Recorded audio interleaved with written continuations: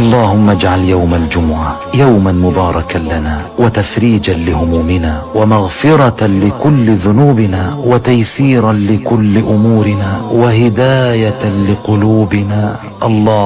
اللهم أمنا مما نخاف وأعطنا ما نرجو وارزقنا يا كريم باسمك الأعظم يا واحد يا أحد يا فرد يا صمد. نسألك بأننا نشهد أنك أنت الله لا إله إلا أنت الأحد الصمد الذي لم يلد ولم يولد ولم يكن له كفوا أحد. اللهم ارزقنا حبك وحب من يحبك وحب كل عمل يقربنا إلى حبك.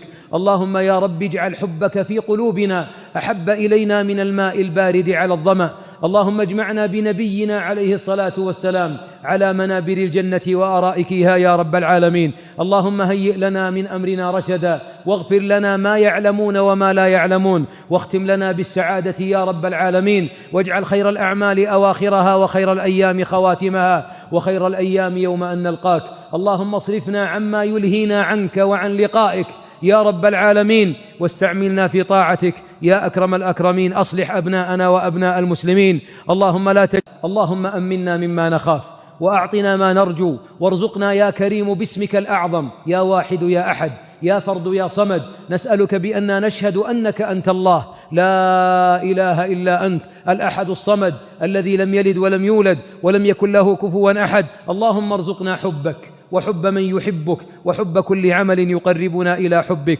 اللهم يا رب اجعل حبك في قلوبنا أحب إلينا من الماء البارد على الظمأ.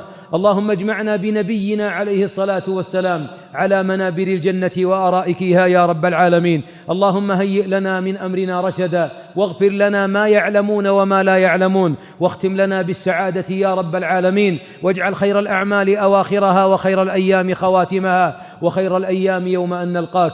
اللهم اصرفنا عما يلهينا عنك وعن لقائك يا رب العالمين واستعملنا في طاعتك يا أكرم الأكرمين. أصلح أبناءنا وأبناء المسلمين. اللهم أمنا مما نخاف وأعطنا ما